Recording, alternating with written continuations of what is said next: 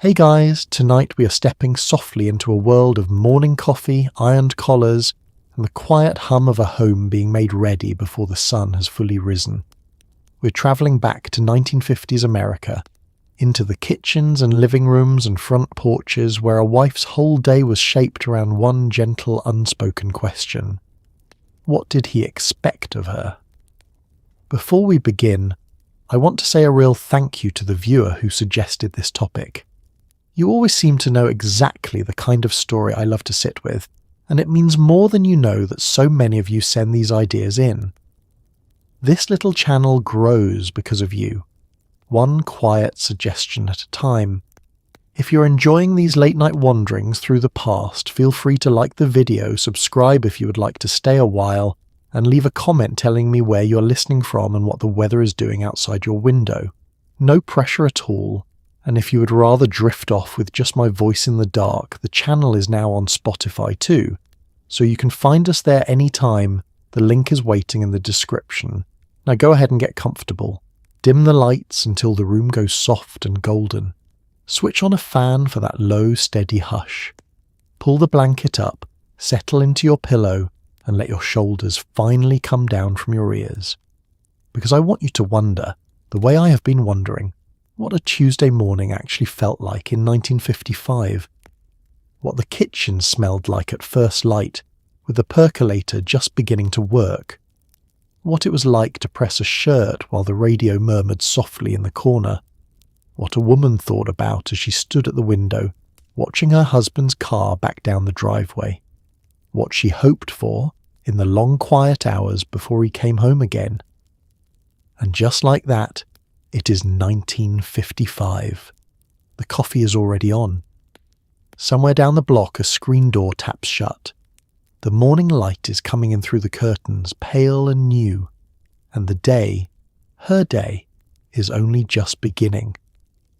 Let's start with the morning, in the blue hour before anyone else is stirring. The alarm clock ticks on the nightstand, and you're already reaching to still it before it can ring, because in 1950s America, the day was expected to begin with you, not with him. You slip out from under the chenille bedspread, feel the cool of the wood floor beneath your feet, and pull your housecoat around you in the dark. The house is silent, holding its breath. And somewhere in that quiet is the first unspoken expectation of the day, that you would be up and ready before the world asked anything of anyone else. The window shows you a street still coloured in shades of grey and lavender. No cars yet, no children calling, just the faint outline of the neighbour's rooftop and a single porch light left burning somewhere down the block. You stand there a moment longer than you should, letting the last of the dream fall away, letting the day arrange itself in your mind. There is the breakfast to think of, the lunch to pack, the wash if it is Monday, the whole long roster of small necessities that no one wrote down anywhere, but that lived, complete and detailed, in your memory alone. You move carefully so the floorboards do not wake him. You know which ones creak, and you step around them the way you might step around a sleeping cat. Down the hall, the children's doors are closed, their breathing soft behind them. For now they are yours to protect from the morning a little while longer. You gather your slippers in one hand rather than risk the shuffle of them, and you make your way toward the stairs with the practiced quiet of a woman who has done this 1,000 times before and expects to do it 1,000 times again. There was no ceremony to this rising, and no reward for it either. It simply was. The magazines of the era spoke of it plainly, as though it were a law of nature. A wife rose first. She greeted the day so that her family could greet it already warm, already fed, already eased into by someone who had done the hard, cold work of beginning. You were the one who met the dark. You were the one who turned the house from a sleeping thing into a living one, lamp by lamp, burner by burner, until the light and the warmth spread, and the others could open their eyes to a world that seemed, by some quiet magic, to have simply always been ready.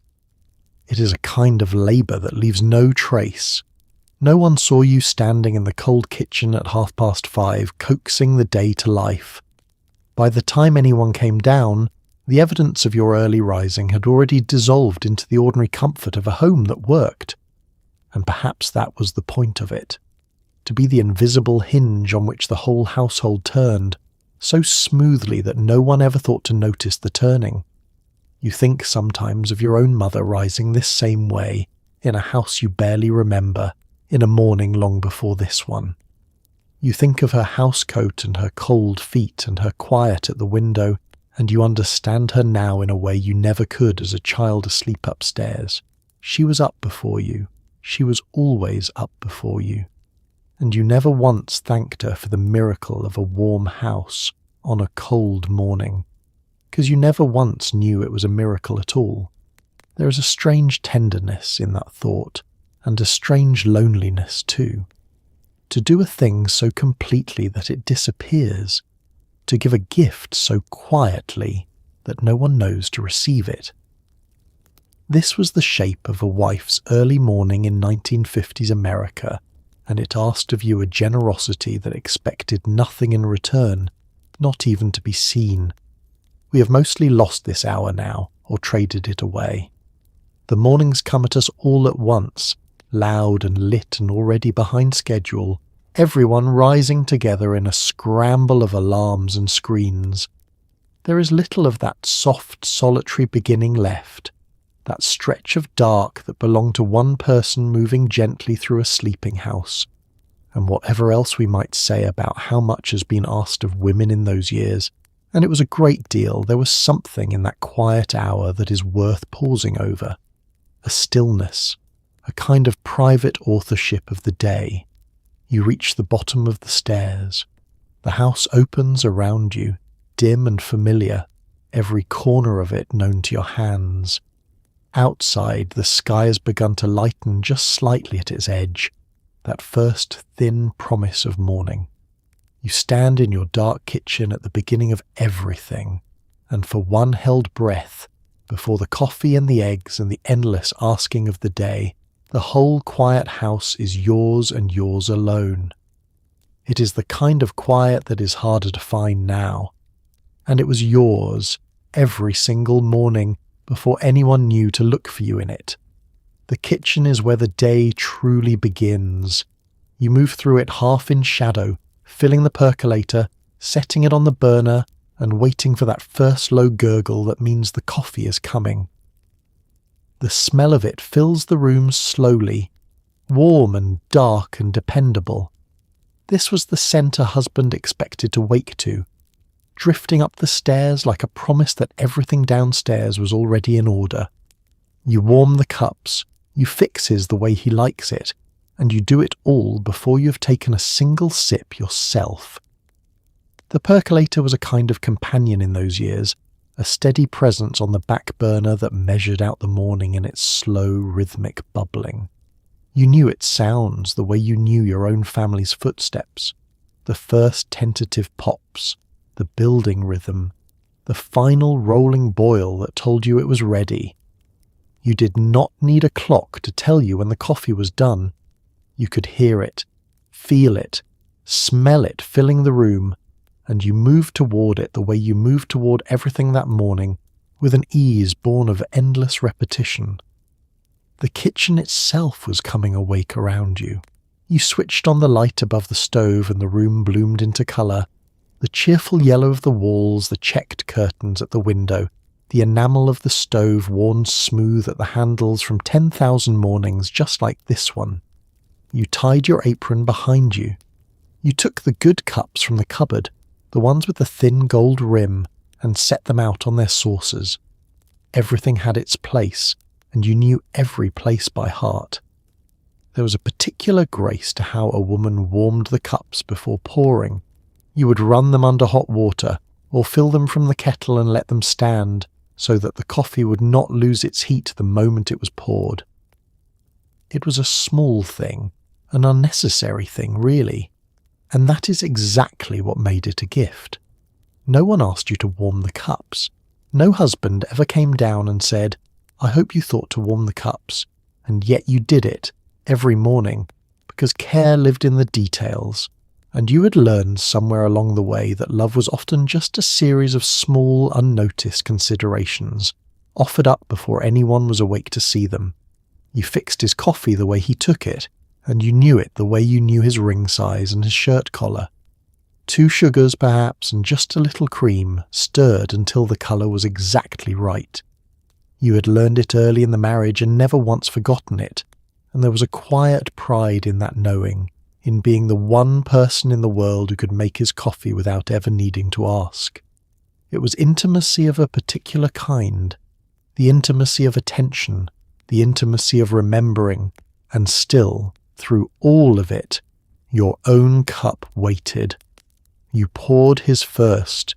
You would carry it up, or set it at his place, or have it ready the moment he appeared. Your own coffee, the one small comfort of the early hour, came last. If it came before, the rush swallowed you altogether. Often you drank it standing at the counter in a hurried sip or two between tasks, half of it going cold in the cup while you turned to the eggs. The pleasure of that first quiet cup, savoured slowly, sitting down, was rarely a pleasure you allowed yourself. There was simply too much morning waiting to be met. The neighbour's kitchen light was on now too. You could see it across the yards, a small yellow square in the grey. Somewhere over there another woman stood at another stove warming another set of cups, beginning another day the very same way you were beginning yours. There was a whole silent sisterhood of it, all up and down the street, all across the country, women rising into their kitchens in the dark and filling their homes with the smell of coffee before the men they loved had opened their eyes.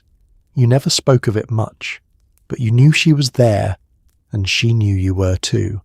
Coffee did not come to us the way it comes now, quick and pushed through a machine, ordered from a window, carried out the door in a paper cup. It came slowly, in a kitchen that had to be made warm, poured into china that had to be washed and dried by hand.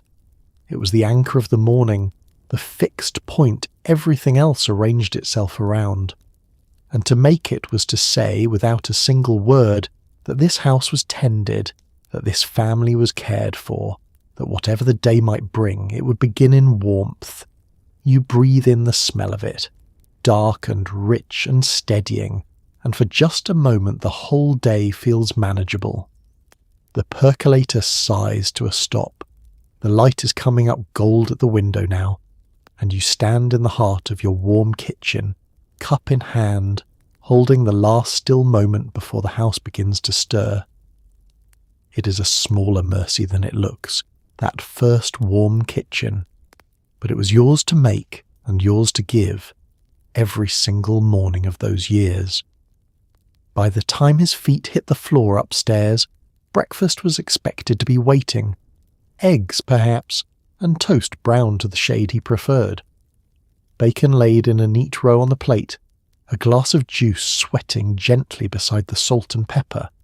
You learned his taste the way you learned scripture, by heart and without complaint. The morning meal was more than food in 1950s America.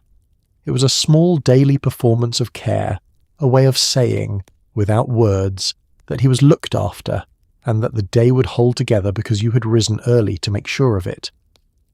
The bacon went into the pan first, because it took the longest, and because its smell was half the welcome of the morning. You listened to it hiss and curl, turning each strip with a fork, watching for the exact moment it reached the crispness he liked. Too soft and he would say nothing, but you would know. Too dark and he would say nothing, but you would know that too. So you stood over the pan and paid attention, the way you paid attention to everything, learning the private language of his preferences one breakfast at a time. Then the eggs, cracked one-handed against the rim of the bowl, a small flourish you had perfected without ever meaning to. Over easy, or scrambled soft, or fried with the edges lacy and brown, however he took them that season of his life. You cooked them in the bacon fat because that was how it was done and because it tasted of home. You slid them onto the warmed plate, you set the toast beside them, buttered to the edges, cut on the diagonal if that was the house custom, and you did it all with a speed and a smoothness that made the difficult look like nothing at all. The table had been set the night before, or set now in the last minutes. The fork on the left and the knife on the right. The napkin folded, the jam within reach. You poured the juice. You freshened the coffee. You laid the morning paper beside his place, folded to the front page so that he might read the news of the world while the woman who made his breakfast moved quietly around him, refilling, clearing, tending. It was a kind of choreography, this serving, and you had danced it so many times that your body knew the steps without asking your mind. He would sit and eat, and often he would read, and the breakfast you had risen in the dark to prepare would be gone in a matter of minutes, hardly remarked upon. This was not cruelty. It was simply the shape of things. A good breakfast in 1950s, America was meant to be unremarkable, meant to be exactly what it always was, meant to reassure by its very sameness that all was well and the world was in its right order. The highest praise your cooking could earn was often no comment at all, because comment would have meant something was different, and different was not what a morning was for. You ate standing mostly, or perched at the corner of the table, ready to rise the moment a cup needed filling. A bite of toast here, a swallow of coffee there. You were the cook and the server both, and the diner only barely, only in the margins of everyone else's meal. The children came down, and you fixed their plates too, smaller portions, milk instead of coffee, the crusts cut off if that was the fashion of that particular child that particular month. You kept it all moving. You kept it all warm. You kept everyone fed and no one waiting. There is a phrase we use now, invisible labour, and it did not exist yet in those years, at least not in any language a woman would have used at her own kitchen table. But it was there all the same, in every browned strip of bacon and every warmed plate and every glass of juice poured before anyone thought to ask for it. The work of anticipating a need before it was spoken. The work of making the difficult look effortless. The work of being the reason a morning went smoothly, while remaining yourself, almost entirely unseen. Think of how we eat now, so many of us, standing at the counter with something quick, or nothing at all, everyone on their own separate schedule, the shared morning table grown rare. There was a fullness to that old breakfast ritual that we have mostly let go, a sense that the beginning of the day was worth gathering around, worth cooking for, worth doing properly. It cost the woman of the house a great deal, that fullness. But it fed more than hunger. It fed the quiet, steady sense that this family began each day together, in warmth, at a table someone had lovingly prepared. And then he would rise and fold the paper and reach for his hat, and the breakfast would be over as quickly as it had come. You would look at the emptied plate, the ordinary evidence of a job done well and done again. You would gather it up. You would begin the washing. And somewhere under the routine of it all was a truth rarely spoken but deeply felt, that you had once more met the morning and made it kind for everyone but yourself.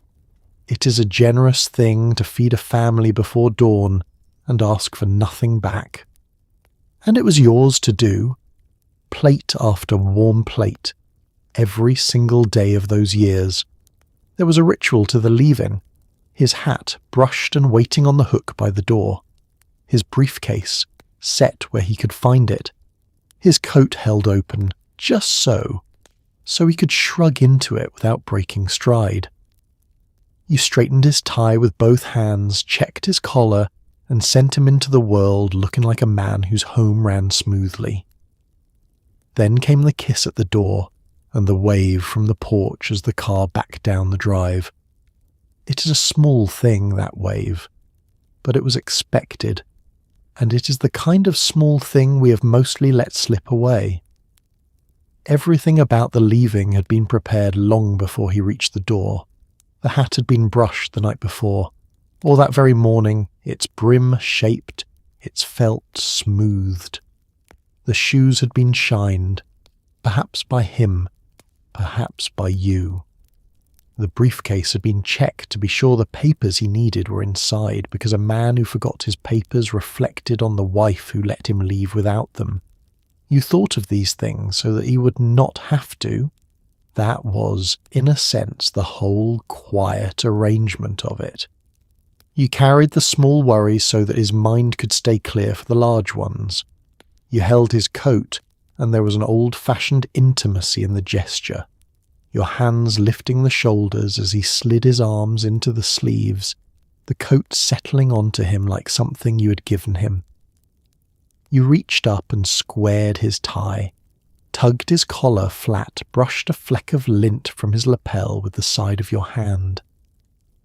For a moment the two of you stood close, closer than the rushing day usually allowed, and there was tenderness in it, real tenderness, whatever the magazine said about duty. This was your husband. You were sending him out into a hard world, and you wanted him to go out looking cared for because he was. The kiss at the door was brief, most mornings. A press of the lips, a hand on the arm, a few soft words about when he might be home.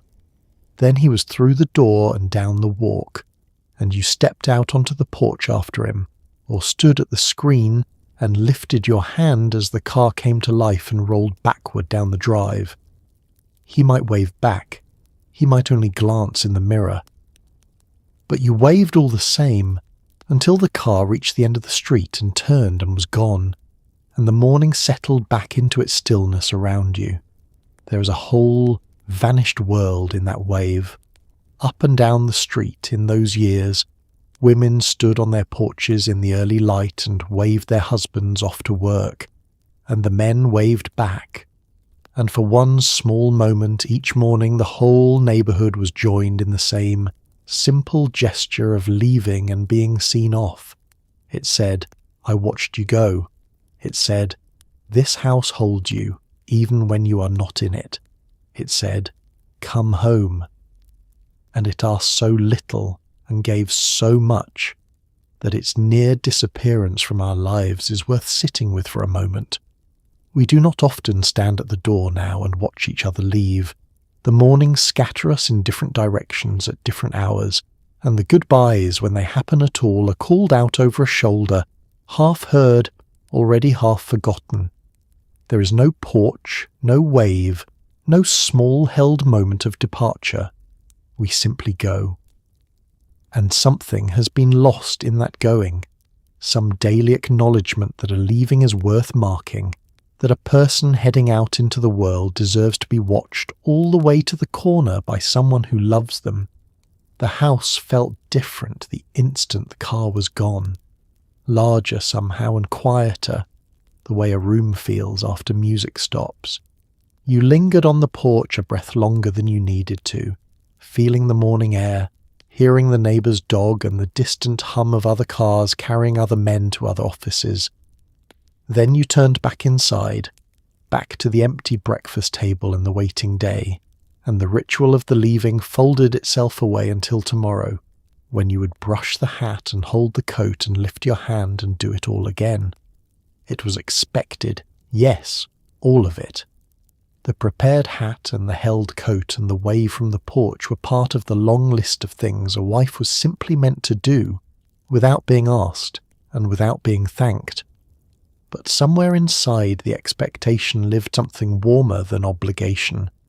A woman does not straighten a man's tie every morning for 20 years out of duty alone.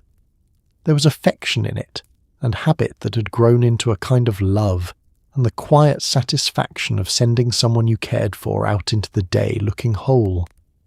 The wave is gone from most of our lives now, and the porch, and the watching. But it lived once, every morning on 10,000 streets, and it was yours to give, hand lifted in the pale early light, every single day of those years. Once the door closed behind him, the house became yours, and so did the long list of everything it demanded. A well-kept home was not a suggestion in 1950 America. It was the measure by which a wife was quietly judged. Floors waxed until they shone, windows clear enough to disappear, beds made with hospital corners, cushions plumped, ashtrays emptied, surfaces free of dust. You moved from room to room with a rag and a purpose, because a man was expected to return each evening to order, and that order was expected to be yours to keep. The work began the moment the last car left the drive, and it did not end so much as pause.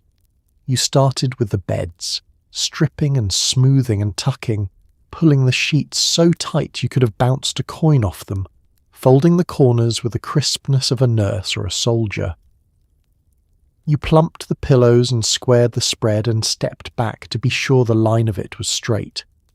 Then on to the next room, and the next, the whole upstairs set to rights before you had even begun on the rooms below. There was a rhythm to it, a route you followed without thinking, learned over so many mornings that your feet knew the way. Dust the surfaces first, then sweep, then wax, so that no waxed floor gathered the dust you had not yet lifted. Windows on a clear day, when the light would show every streak, silver on its own schedule, the oven when it needed it, a black and thankless job you saved for when you could bear it. Every task had its place in the week, and the week had its shape, and you moved through both like a woman conducting a very quiet orchestra that no one ever came to hear. The house you kept was not truly for you. This was the strange heart of it. You waxed the floors and washed the windows and emptied the ashtrays, not so much for your own comfort as for the impression the home would make on your husband when he returned, on the neighbour who might drop by, on your mother-in-law with her careful eye, on the whole watching world that read a woman's worth in the shine of her linoleum. A clean house said a good wife. A cluttered one said something else, something no woman wanted said about her. And so you cleaned, and cleaned again, chasing a standard that could be met but never finished. For that was the particular quiet cruelty of housework. It undid itself the moment it was done. The floor you waxed at 9 would be walked on by noon.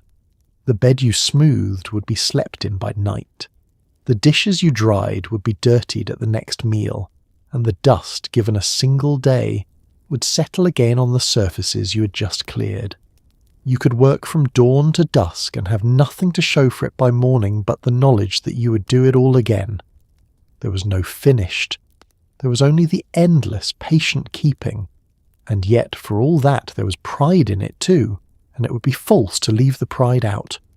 To stand in a doorway and see a room set right, the light coming clean through the glass, everything in its place and gleaming, was to feel a real and honest satisfaction. You had made this.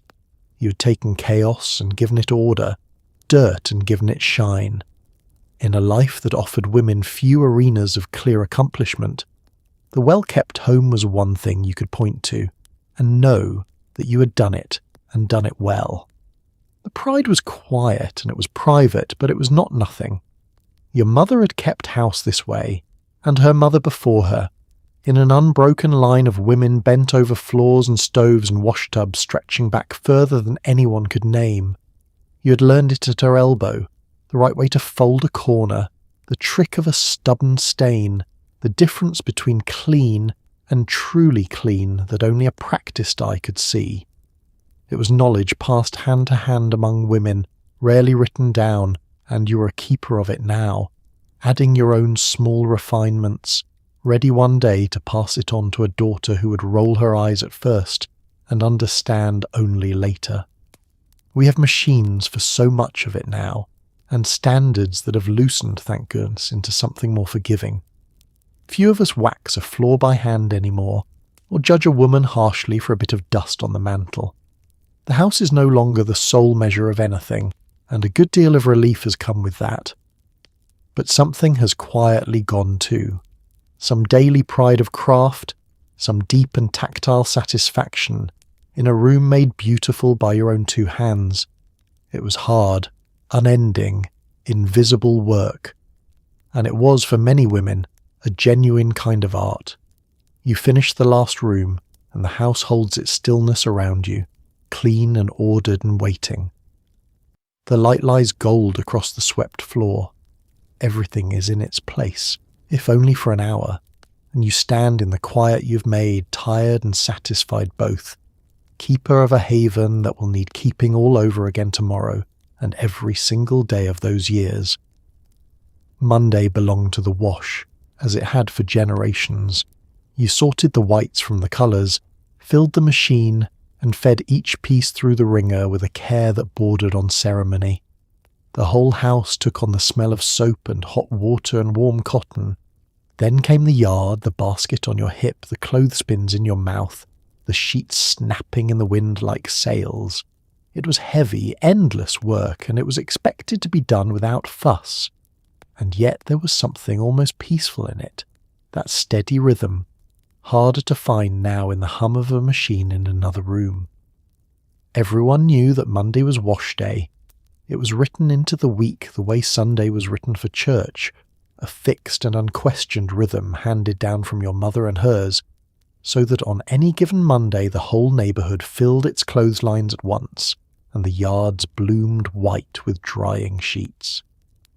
There was comfort in that shared schedule, a sense of moving in step with every other woman on the street, all of you bent over the same task on the same morning, joined without a word across the fences. The sorting came first, and it was its own small science. Whites in one pile, colours in another, the delicate things set apart, his heavy work clothes kept away from anything they might stain. You checked the pockets, always, and found the forgotten things there. A coin, a receipt, a child's small treasure smuggled home from the schoolyard. You treated the stains before they went in, working at a collar or a cuff with soap and a stiff brush, because a stain set by hot water might never come out, and a wife who let stains set was a wife who had let something slip. The machine did some of the labour, but not the way our machines do now. You still fed each piece through the wringer by hand, guiding the wet cloth between the rollers, feeling the water squeeze out in a rush, catching the flattened garment as it emerged on the other side. It was a task that asked for attention and for care, because a wringer was an unforgiving thing, and more than one woman had caught a finger or a sleeve in its rollers. So you worked steadily, mindfully, your hands red from the hot water, the whole kitchen or basement thick with steam and the clean, sharp smell of soap. And then the yard. You carried the heavy basket out on your hip, the wet wash weighing more than the dry, and you set to pinning it up along the line, piece by piece, in the fresh morning air.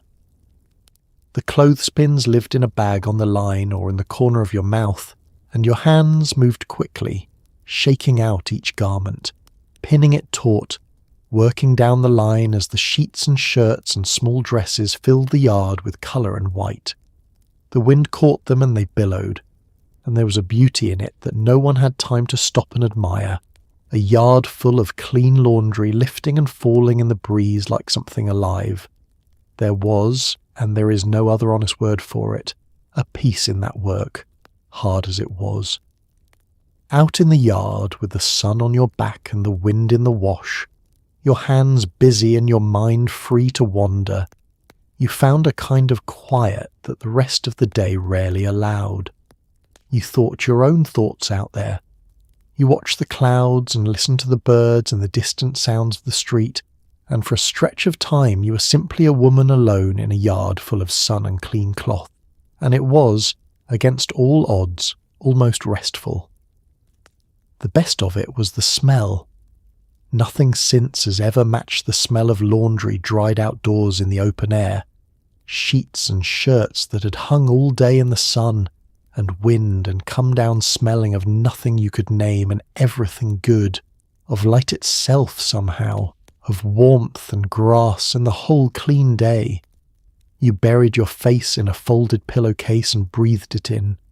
You made the beds with sheets that carried the outdoors into the house, and your family slept, though they never knew it, wrapped in the scent of a day you had spent in the yard on their behalf.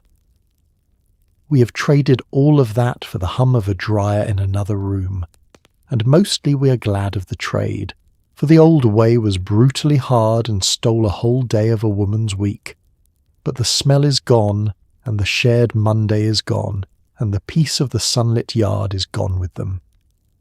We push a button now and forget the wash until it buzzes, and we've gained our hours back and lost something quieter that came bundled up in all that labour that we did not know to save. By late afternoon you would bring it all down again, sun-warm and stiff and sweet, folding it into the basket, carrying it in. The yard would empty, the line would hang bare, and you would stand for a moment with an armful of warm, clean cloth held against you, tired to the bone and strangely content, having spent one more Monday the way the women before you always had, and the way you always would, every single week of those years. When the wash came down dry, the ironing board came out, unfolded in the kitchen with the radio playing low. You pressed his shirts first, always his shirts, sliding the hot iron along each seam until the collar lay crisp and the cuffs held their shape. Even his handkerchiefs were pressed and folded into neat squares. The expectation was quiet but absolute. A man went out into the world looking pressed, unwrinkled, cared for, and that reflection of him was understood to be a reflection of you. So you stood there, hour after hour, breathing steam, making him presentable to a world that would never see your hands at work. The ironing board itself was a familiar companion, unfolded in the same corner of the kitchen it always occupied, its cover scorched faintly in places from years of use. You filled the little sprinkler bottle with water, or kept a bowl of it close, to dampen the cloth as you went, because a dry shirt fought the iron, and a damp one surrendered to it. You set the iron to heat and tested it with a flick of dampened fingers, listening for the sharp hiss that told you it was ready. And then you began, and once you began, you often did not stop for a very long while. His shirts came first because his shirts mattered most. A man's shirt was the face he showed the working world, and a wrinkled collar or a limp cuff would be read by his colleagues and his boss and everyone he passed as a small failure of his home. So you gave his shirts your best attention. You pressed the collar first, then the yoke across the shoulders, then the sleeves and their stubborn cuffs, then the long body of the shirt working round the buttons, chasing every wrinkle until the whole thing lay smooth and sharp as new. You hung it carefully and reached for the next, and there were always more. The radio kept you company through the long hours of it, turned low, a voice or a song threading through the quiet kitchen. Ironing was work you could do while your mind went elsewhere, and so it often became the hour of the day when you listened to the serials and the music and the homemakers' programs, or simply to your own thoughts moving in time with the iron. Back and forth, the steam rising in soft clouds, the smell of hot cotton filling the room. There was a hypnotic quality to it, a rhythm that could soothe even as your arm grew tired and your feet began to ache from standing. And you did stand for hours on a hard floor, in the heat the iron threw off, on a day that might already be warm. The work was physical in a way that is easy to forget now. Your shoulder carried the weight of the iron. Your back held you upright. Your hand guided the hot metal with a steadiness that never faltered, close enough to burn, and sometimes it did. A quick sear against a knuckle, a small red mark added to the day's small toll. You worked through it. You always worked through it. That was simply what the day asked, and you gave it. Even the handkerchiefs were pressed, and there is something in that detail that says everything. A handkerchief pulled from a pocket, used and put away, seen by almost no one, certainly never admired, and still you pressed each one flat and folded it into a neat crisp square, because care didn't stop at the things that showed. Care went all the way down, into the smallest and most private corners of a family's life, into the folded handkerchief and the pressed pillowcase and the ironed dish towel that hung by the sink. To keep a home well was to tend even the things no one would ever notice, and to find your quiet satisfaction there, in the completeness of it. It is nearly a lost art now, this kind of ironing. So few of us press a shirt by hand anymore, and fewer still would dream of ironing a handkerchief or a sheet or a child's play clothes. The fabrics changed, and the standards eased, and the hours we once spent at the board came back to us for other things. Mostly this is a mercy, but when you catch it now and again, the smell of hot cotton, the sharp, clean line of a freshly pressed collar, it can carry you straight back to a kitchen you may have only heard about, where a woman stood for hours making her family smooth and presentable, to a world that never once saw her do it. At last the basket would empty, the shirts hung, the handkerchiefs stacked, the pillowcases folded in their warm, smooth squares. You would unplug the iron and stand it up to cool, and fold the board away into its corner, and feel the ache settle into your shoulder and your feet. The kitchen smelled of steam and clean cloth. Your family would go out into the week pressed and cared for, and never think to wonder how. And you would carry the quiet knowledge of it, one more invisible labour offered up, every single week of those years. He earned the money, but you were expected to make it stretch. This was the arithmetic no one thanked you for. You kept the household accounts in a little book, allowing so much for meat, so much for milk, so much tucked away for the things that always came up. You clipped coupons at the kitchen table. You knew the price of everything at the market and forgot the price of nothing. A good wife in 1950s America was expected to run her home like a small and careful business, and to do it so smoothly that her husband never had to think about it at all. The little book lived in a kitchen drawer or a corner of the desk, and into it went the whole quiet economy of the household. He brought home the paycheck and handed over the housekeeping money, and from that moment it became your domain, yours to divide and stretch again across all the needs of a family. So much for groceries, so much for the milkman and the paper, so much set aside, if you could manage it, against the doctor's bills and the worn-out shoes and the winter coats the children would need before the cold came. You did the sums in your head at the market and again at the kitchen table by lamplight, and you made them come out right because they had to. There was real skill in it, though it was never called by that name. To feed a family well on a modest budget, week after week, without ever letting anyone feel the pinch, took a cleverness and a discipline that would have been prized in any office in the land. You knew which cuts of meat were cheap and how to make them tender. You knew how to stretch a Sunday roast into 3 days of meals, the leftovers reborn as hash and sandwiches and soup. You knew the day-old bread was marked down, and the season each vegetable was cheapest, and 100 small tricks of thrift passed down from your mother and traded over the back fence with the neighbours. The coupons were their own small ritual, clipped from the newspaper and the magazines with the kitchen scissors, sorted and saved and carried to the market tucked into your pocketbook. A few cents here, a few cents there, and it did not sound like much, but you knew how the few cents added up over a month, over a year. Nothing was wasted in a well-run home of that era. String was saved and wound into a ball, jars were kept and reused, clothes were mended, then handed down, then cut into rags. A woman who could make $1 do the work of 2 was a woman of real value, and you were that woman quietly, every single day. And it was invisible, all of it. In the particular way so much of a wife's work was invisible. When the budget was well kept, no one noticed.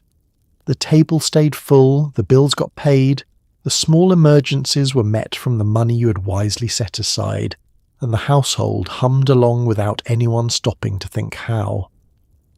Your husband, coming home to his dinner, rarely knew what it had taken to put it there for the price you'd paid. The smoothness was the whole point, and the smoothness erased the labour.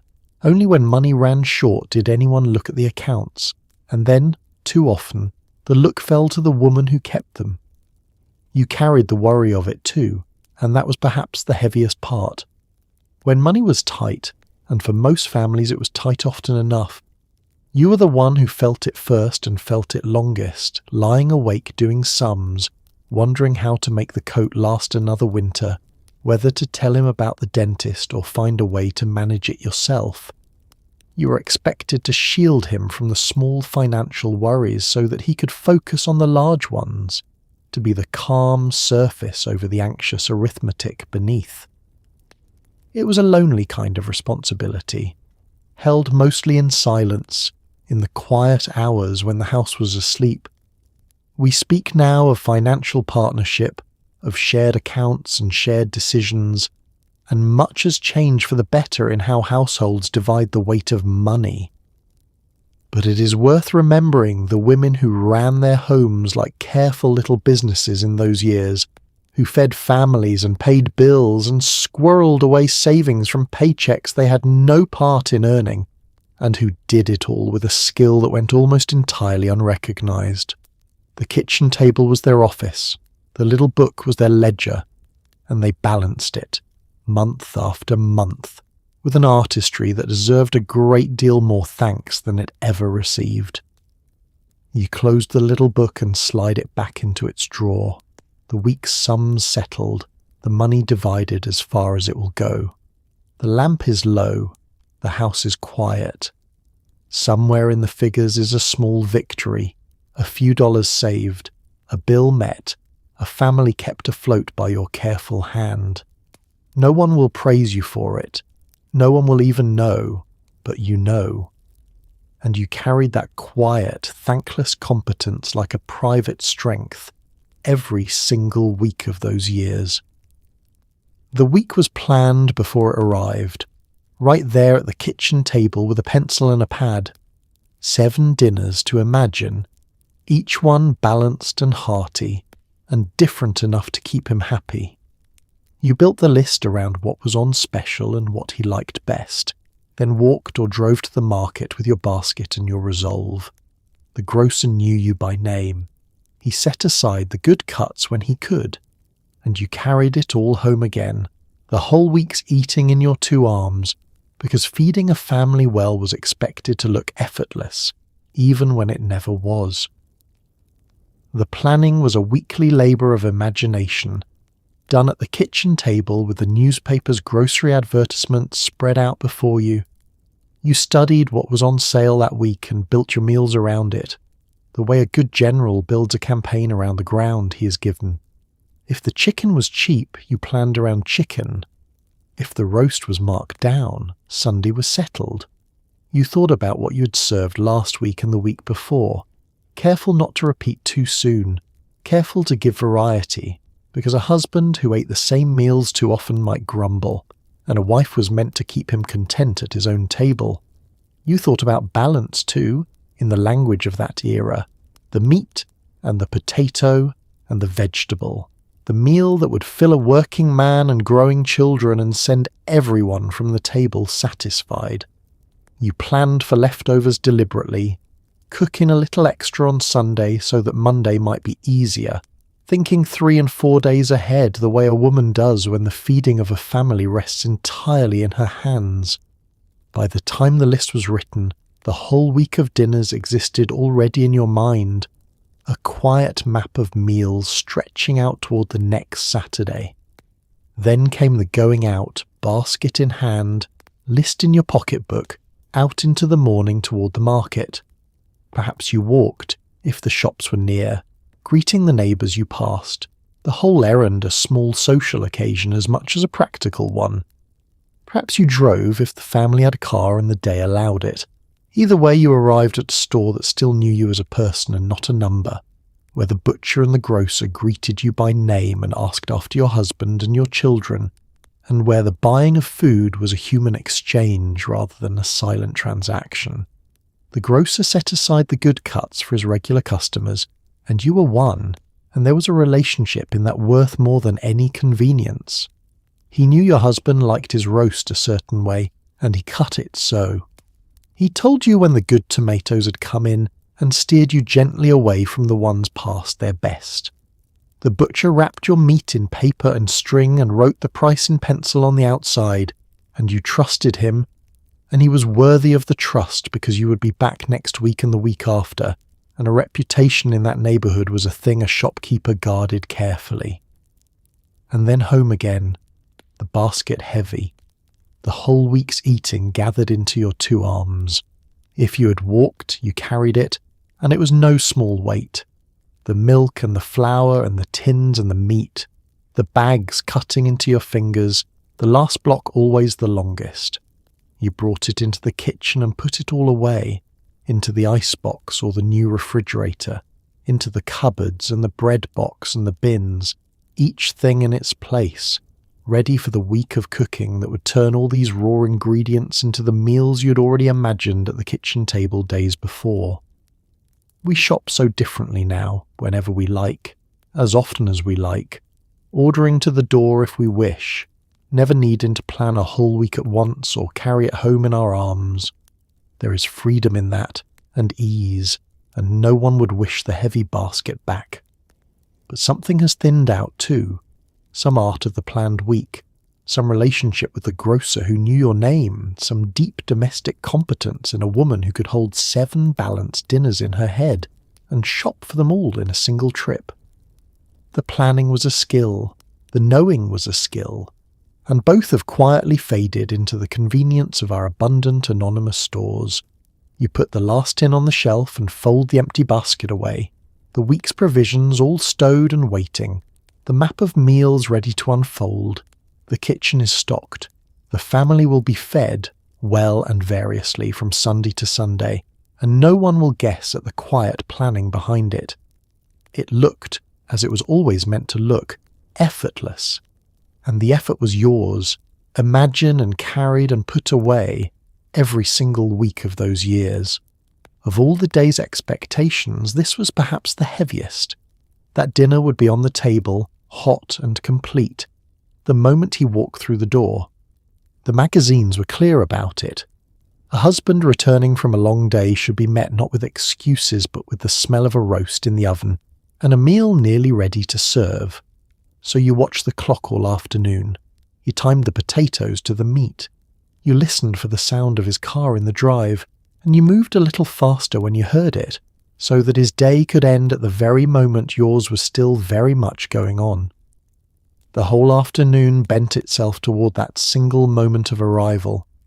You began the dinner long before he was due, thinking backward from the hour he was expected, working out when the roast must go in, and when the vegetables must be started, and when the potatoes must be set to boil, so that everything, all of it, arrived at readiness together, hot and finished, at the very moment he crossed the threshold. It was a feat of timing that any restaurant kitchen would have respected, performed alone, every evening in a home kitchen, by a woman who was also minding children and setting the table, and freshening her own face all at once. The clock became your quiet companion through those hours, glanced at again and again as you moved about the kitchen. Too early and the meal would sit and dry and lose its heat. Too late, and he would walk into a kitchen still working, to a wife flushed and hurried and a dinner not yet done, and that, the magazines warned, was a small failure, a sign of a home not quite in hand. So you watched the hands of the clock and adjusted as you went, easing a burner down, sliding a dish back into the warm oven, holding the whole meal in a delicate suspension, ready to serve the instant it was needed. The smell of it filled the house as the hour approached, the roast browning, the onions softening, the good warm smell of a dinner nearly done drifting into every room. This was by design too, in its way, part of the welcome you were making. A man should come home, the thinking went, to the smell of a meal cooked for him, one of the deep and simple comforts of married life, the scent that says you are home now, you are cared for, sit down and be fed. You built that welcome out of butter and heat and patience, so that his return would be met by something warm before he had even taken off his coat. Then the sound you'd been listening for all afternoon, the car in the drive, the engine cutting off, the door of the car and then the door of the house. And at that sound you moved faster, the final flurry of it, the meal brought to the table, the plate set down, the last dish carried out still steaming, so that by the time he'd hung his hat and washed his hands and come to the table, it was all there waiting, hot and complete, exactly as it was meant to be. His evening began, and yours, which had begun before dawn, went right on going, into the serving and the tending, and later, the long work of clearing it all away. There is a quiet imbalance in that moment worth naming gently. His day ended at the table, yours did not. He sat down to rest, and you rose to serve, moving between the kitchen and the table, refilling and fetching, eating in snatches if you ate sitting down at all. The meal that marked the close of his labour was the near peak of yours, and this was so ordinary, so completely expected, that no one thought to remark on it. It was simply the shape of an evening. He was fed, the family was fed, and the woman who fed them ate last and least and cleared the plates when the eating was done. And yet, and this is true too, there was a deep and real satisfaction in setting a good hot meal before the people you loved. To watch your family eat what you had made, to see your husband settle and your children reach for seconds, to feel the whole household drawn together around a table you had spent your day preparing, this was a genuine joy, not a false one. The work was heavy and the timing was hard and the credit was scarce, but the feeding itself was an act of love, and it was received as one, in the simplest way, by the emptying of the plates. We have loosened this expectation now, thank goodness, spread the cooking around, made peace with the later dinner and the simpler meal, and the night no one cooks at all. Few of us time a whole dinner to the sound of a car in the drive, but somewhere in that old ritual was a warmth we should not forget too quickly. The family gathered, the meal made with care, the day drawn to its close around a shared table. It cost the woman of the house a great deal, and it fed more than bodies. You set the last dish down, and the family bows to their plates, and for a moment the kitchen behind you goes quiet, and the table before you goes full. You made this. You timed it and tended it and carried it out hot at the very moment it was needed. Your own long day is not done, not nearly. But this much is finished, this much is good, and you stand at the head of a fed and gathered family, the quiet author of one more evening, every single day of those years. Before he came home, the children had to be gathered in.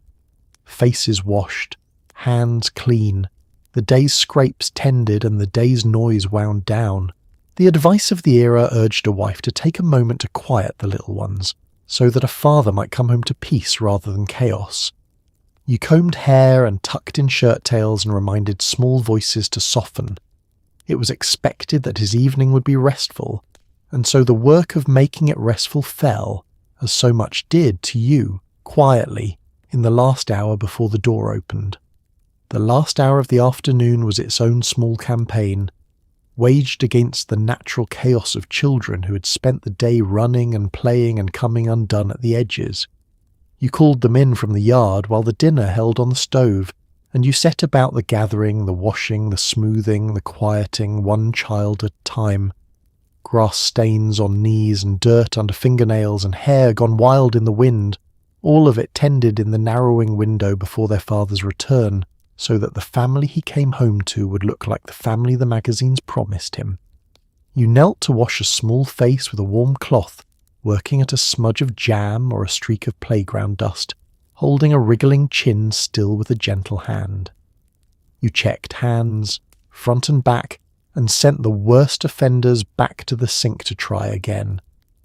You combed hair flat and tucked in the shirt tails that had worked loose over the course of a long day of being a child. Small buttons were done up, shoes were found and put back on the correct feet. It was fiddly, endless work, and it had to be done fresh every single evening, because children came undone as fast as you could put them right. There was the tending of the day's small wounds too, the scraped knee and the splinter and the bumped elbow, the little hurts that a child carries to a mother as if she alone holds the cure. And often she did. You cleaned the scrape and blew on it, and pressed the small bandage into place. And you kissed the elbow that did not really need kissing, because the kissing was the medicine that mattered most. You listened to the tearful account of some vast injustice of the sandbox, and you soothed it, and you set the small world right again, all in the busy minutes before you had to turn back to the stove. And then the harder work, the quieting. Children at the end of a long day are wound tight as springs, loud and giddy and prone to sudden squabbles, and it fell to you to wind them down before their father arrived, so that he might come home to calm rather than clamour. You lowered your own voice to lower theirs. You settled them with a quiet task, a picture to colour, a story to look at, a small chore that gave their hand something gentle to do. You separated the ones who'd begun to bicker. You brought the whole small storm of them down to something like peace, through patience and repetition, and the steady authority of a mother who had done this 1,000 times. The reasoning behind it all was spoken plainly enough in the advice of the day. A man came home tired from the working world, and his home should receive him with rest, not with the noise and the needs of children in full cry. His evening was to be a haven, and so the children were made quiet and clean and pleasant for his arrival. The difficult afternoon smoothed into a peaceful scene by the time his key turned in the lock. Whatever the day had actually held, tantrums and messes and 100 small crises, the version presented to him was calm, ordered, serene. There is something in this worth sitting with, gently. A father in those years often met his children at their very best, washed and combed and settled, the hard hours of their day already weathered by someone else. He was spared the worst of it, the meltdowns and the messes and the wearing repetition of small demands, and he saw instead the sweet and peaceful evening version, the children at their most lovable. It was a gift you gave him, that peaceful scene, built out of an afternoon of labour he never saw. And it meant, too, that the harder, less lovely hours of the children's days belonged almost entirely to you. You loved them through all of it, of course, the mess and the noise as much as the calm. That is the thing that runs underneath the whole arrangement and must not be lost. The washing of the faces and the tending of the scrapes and the quieting of the storm were not only duty, they were love, expressed in the plain currency of care hour after hour, in the small, unglamorous acts that make up a childhood. You knew these children down to the ground, their fears and their favourites, and the exact thing that would soothe each one, because you were with them through the long, unwatched hours when the soothing was needed. We share this work more evenly now, or try to, and many a father today knows the meltdown hour as intimately as any mother, and is the better for it. But it is worth remembering the women who held that hour alone, evening after evening, who met the chaos and turned it to calm before the door opened, and who asked for nothing in return but a moment's peace of their own that rarely came. The peaceful family scene was their quiet creation, and they built it fresh, out of love and labour both, every single evening of those years. There was even an expectation woven into your own reflection. Before he came home, you were meant to take a moment for yourself, though it was really a moment for him. A quick freshening of your hair, a dab of powder, a fresh line of lipstick so that the woman who greeted him at the door looked rested and lovely, rather than worn from a day of labour she was not supposed to appear tired from. It seems a small thing now, and perhaps an unfair one. But in 1950s America, a wife was expected to be the last bright thing a man saw at the end of his working day. You stole the moment where you could find it, in the narrow gap between the children quieted and the dinner nearly done, slipping to the mirror for a few minutes that were meant to undo the visible evidence of your day. The apron came off, or was exchanged for a fresher one. You smoothed your hair, pinned back what had come loose, and gave it a quick pass with the comb. You patted a little powder over the shine of a face that had spent hours over a hot stove, and you drew a fresh line of lipstick across your mouth, the same colour he liked, the small red flag of a woman putting herself back together for someone else's arrival. The magazines were remarkably specific about all this, and remarkably unashamed. They advised a wife to freshen up before her husband came home, to touch up her makeup and put a ribbon in her hair, and make herself pleasant to look at after a day of work she was to appear untouched by. The goal, stated plainly, was to be a delight to him, a bright and pretty sight at the end of his tiring day, the reward in a sense for his labour in the world. That your day had been labour too, and that you might yourself be tired, and that you might have liked someone to be a bright and pretty sight for you, went politely unmentioned. So you performed this small transformation, and it was a performance, the erasing of effort, the manufacture of ease. The woman who had risen in the dark and cooked and cleaned and scrubbed and ironed and tended children through a long, relentless day was meant to greet her husband looking as though she had done none of it, as though she had passed the hours in pleasant leisure and simply bloomed, rested and radiant, in time for his return. The fresh lipstick was the final touch of the illusion, the last brushstroke on a portrait of a woman who was never allowed to look as tired as she was. There is an unfairness in it that is easy to see now and was harder to name then, when it was simply the way of things. A man could come home rumpled and weary and no one thought the less of him for it. Indeed, his weariness was a badge, proof of his hard day's work. But a woman's weariness was to be hidden, tidied away like a stray hair, because her tiredness might suggest that the home was a place of labour rather than a haven, and the haven was not supposed to have a cost. So you hid it. You powdered over it. You met him at the door with a smile and a fresh face, and you carried your own exhaustion quietly out of sight. And yet it would be too simple to call it only unfair, because there was tenderness tangled up in it as well, and pride, and a real wish to be lovely for someone you loved. Many a woman freshened her face not merely because the magazines commanded it, but because she wanted to, because it pleased her to be pretty for her husband, because the small ritual at the mirror was one of the few moments in the day she spent on herself at all.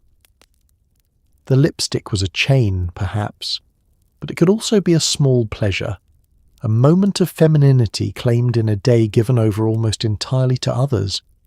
Both things lived in that mirror at once.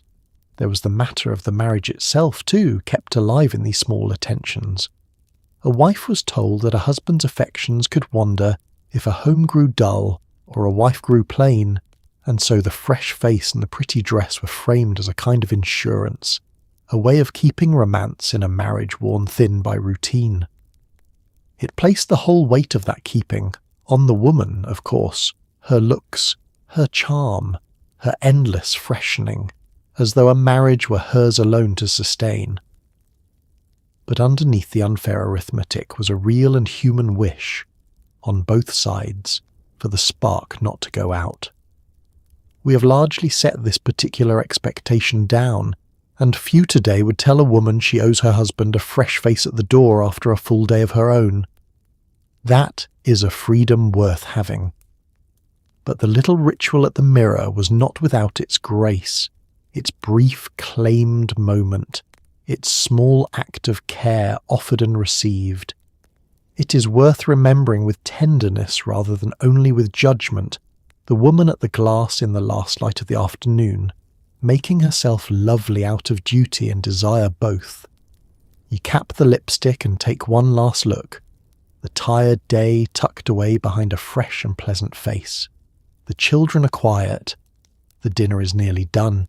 You hear perhaps the first sound of the car, and you turn from the mirror to meet him, bright and composed and lovely, the visible labour of your day made invisible one more time, every single evening of those years. The greeting at the door mattered more than anyone said aloud. You were meant to meet him with warmth, with a smile, with a voice glad to hear his key in the lock, not with the day's complaints, not with the broken faucet or the argument with the neighbour, at least not yet. First came the welcome, gentle and unhurried, the sense that he had crossed from the hard world outside into the soft one you had spent all day keeping soft. It is a kind of tenderness that came with real weight attached, and it was expected of you, evening after evening, whether you had the tenderness to spare or not. You heard the key in the lock and you were there, or nearly there, moving toward the door with a smile already arranging itself on your face.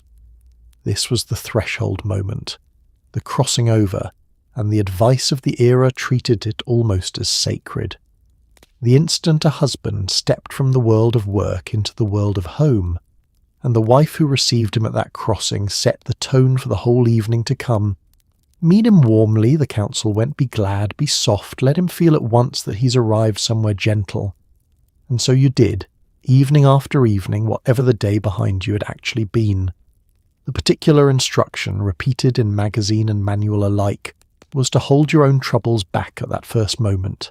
Whatever had gone wrong across the long day, the appliance that broke, the cheque that bounced, the cruel word a neighbour let fall, the sheer grinding weariness of it all, none of it was to greet him at the door.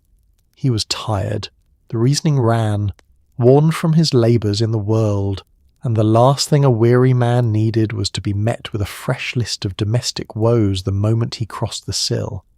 So you swallowed the day's complaints, at least for now, and offered him the smile instead. There was a real gift in this when it was given freely. To come home to warmth, to be met with gladness rather than grievance, to feel the day's edges soften the moment you walk through your own front door, is one of the sweet, deep comforts of a shared life. A man received that comfort in those years as a matter of course, the warm welcome laid out for him like the dinner and the press shirt. And it must have been a fine thing to come home to, evening after evening, this soft and smiling reception at the door. But the weight of it, the quiet cost, was that the welcome fell always in one direction. It was you who held the smile and swallowed the complaint and made the crossing gentle. And there was rarely a matching welcome laid out for you. No one to meet you at the end of your own long day with a soft face and a held tongue, and a gladness at your arrival, because you never arrived. You were always already home, already working, the keeper of the haven rather than one who came home to it. The tenderness ran toward him. Who, you might have wondered in an honest moment, was keeping the softness for you? And it was expected whether you had it to give or not. That is the hardest edge of it. On the evenings when you were kind and rested and genuinely glad to see him, the warm welcome cost nothing. It was simply love finding its natural expression. But on the evenings when you were frayed to nothing, when the children had been impossible, and the money worried you, and your own troubles pressed hard against your chest, the welcome was still required, the smile still expected, the gladness still to be performed at the door regardless of whether you felt it. And so you learned to summon warmth you did not always possess, to give from a well that was sometimes very nearly dry.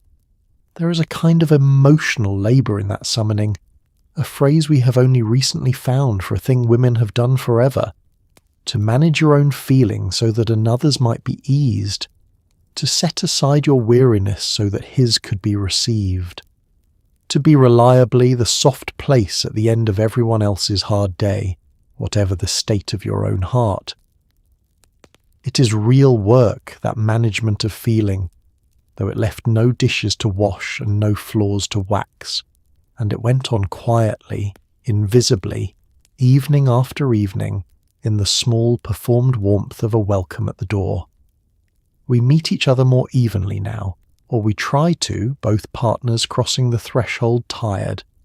Both owed a little softness, the welcome no longer flowing all one way. That is a fairer arrangement, and a kinder one. But it is worth honouring still the women who stood at their doors in the fading light and offered warmth they did not always feel, who made the crossing gentle for the ones they loved, and who asked so often for no such gentleness in return. You open the door, or he opens it, and there you are, smile ready, voice glad, the day's troubles folded away behind you for now. He crosses over into the soft world you have kept soft all day long. Whatever it cost you to make it, the welcome is warm, and you gave it, freely or at great effort, every single evening of those years. There was a phrase that floated through the magazines and the radio programs of the era, the home as a haven. A man's work was hard, the thinking went, and so his house should be the one place in the world that asked nothing of him. That made you the keeper of the haven. It fell to you to arrange the pillows and lower the lights and keep the trouble at bay, so that he might sink into his chair and feel the day lift off his shoulders. Nobody asked in those years who kept the haven for you. That question would come later, from your daughters and their daughters after them. It was a lovely idea, really, the home as a haven, and it captured something true about what a house can be at its best, a shelter, a refuge, a warm island of peace in a cold and demanding world.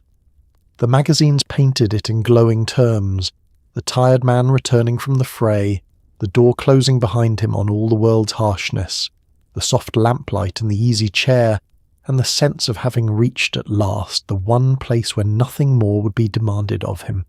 It was an appealing vision. It is appealing still.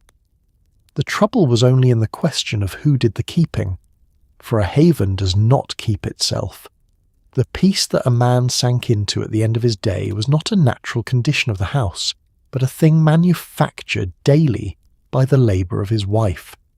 The pillows didn't plump themselves. The lamps did not lower to their gentle glow on their own. The children were not born quiet, nor the dinner cooked by magic, nor the troubles of the day held at bay by anything but your steady, deliberate effort to hold them there. The haven was a creation, an achievement, a full day's work disguised as a natural state of rest, and the disguise was so good that the work behind it disappeared. You arranged the evening the way you arranged everything, with an eye toward his ease. You settled him in his chair and brought him the paper and freshened his coffee or fixed his drink. You kept the children from clamouring at him before he had a moment to settle. You lowered the lights and let the radio play something gentle and moved quietly about the edges of his rest, tending, adjusting, smoothing, so that the peace he felt might be complete and unbroken. His evening was to be effortless, and the making of that effortlessness was your effort, given freely night after night without remark. The phrase itself, the home as a haven, quietly assigned the roles. The haven was for him, the keeping was for you. He was the one who came in from the hard world to rest, and you were the shore he rested on, the fixed and steady ground that asked nothing and gave everything. It was never said that a woman too might want a haven, might herself be tired from a hard day's work and long for a place that asked nothing of her. Because for a woman there was no such place. The haven was her workplace. The refuge was her job. The one room in the world that demanded nothing of a man demanded everything of his wife. And nobody asked in those years who kept the haven for the keeper. It simply did not occur to the world to ask. A woman's tiredness was not the kind that was supposed to be soothed by a soft chair and a lowered light, and someone bringing her the paper. Her role was to soothe, not to be soothed, to keep the haven rather than to rest in it, and the whole arrangement was so deeply assumed that the unfairness of it hid in plain sight, unremarked, for a very long time. She gave rest without receiving it. She made peace she was too busy to enjoy. But the daughters were watching all through those years, from the doorways and the kitchen tables, small girls taking in the shape of their mothers' lives without yet having words for what they saw. And later, grown, those daughters would ask the question their mothers had not been permitted to ask aloud. Who keeps the haven for the woman who keeps it for everyone else? Why should rest run only one direction through a house? What if the refuge belonged to both, or to no one, or was something two people made together and shared? The question that could not be spoken in those years became, in the years that followed, one of the questions that changed everything. We are still working out the answer, truth be told, still learning to build homes that shelter everyone in them and not just some, still dividing the keeping more fairly than our grandmothers ever could. But the vision itself, the home as a true haven, remains a good and worthy one, worth wanting, worth building, so long as we remember that it must be kept for the keeper too.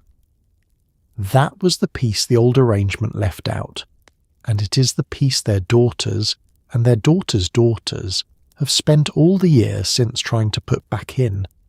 You move through the quiet evening you have made, the lamps low, the peace complete, your husband at ease in the haven of your keeping. It is a beautiful thing, the calm you have built. It is also, though no one says so yet, a thing you built alone and cannot rest inside. You keep it anyway, with love and with labour both, one more haven made for someone else, every single evening of those years. You are expected to carry your own troubles lightly and mostly alone. If the day had gone wrong, if the money worried you, or the loneliness pressed in, the advice of the era was clear. Do not greet him with it. Let him rest first. Save it, soften it, or swallow it altogether. A wife was meant to be a steadying presence, not another weight in his arms. And so you learn to fold your worries small and tuck them somewhere out of sight, the way you tucked away so many things. It is a quiet kind of strength, and it cost more than anyone counted at the time. The worries were real, and they were many. A household is a thing full of quiet anxieties, and most of them landed first on the woman who ran it. The money that would not quite stretch to the end of the month. The child who seemed unhappy and would not say why. The strange pain that came and went and that you didn't mention because there was no time to be ill. The slow ache of days spent largely alone. The loneliness that settled in the empty afternoon hours when the house was clean and the children were at school and there was no one at all to talk to. These were your companions, and you kept them mostly to yourself.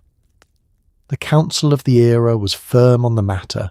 A wife was warned against greeting her husband with her troubles, against burdening a tired man with the small storms of the domestic day.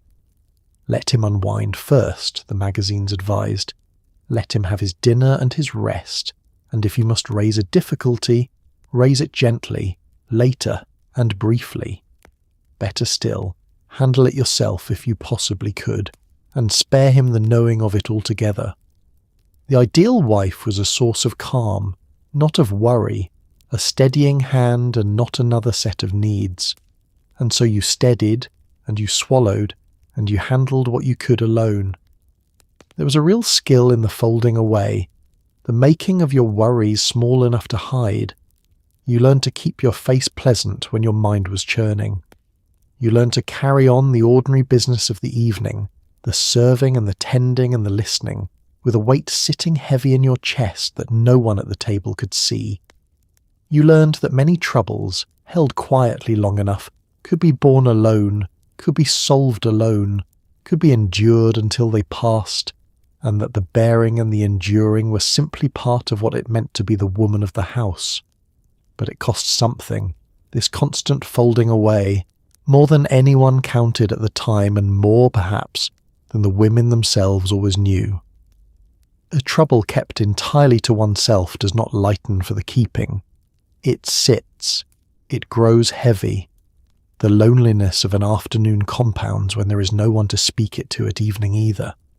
The worry over money or a child or your own uncertain heart, held in silence day after day, becomes a kind of solitary confinement of the spirit, a hard, private carrying of weight that a shared word might have eased. Many a woman in those years was lonely in a house full of people, precisely because so much of her inner life had nowhere to go. And there was the marriage itself to think of, which the arrangement quietly shaped.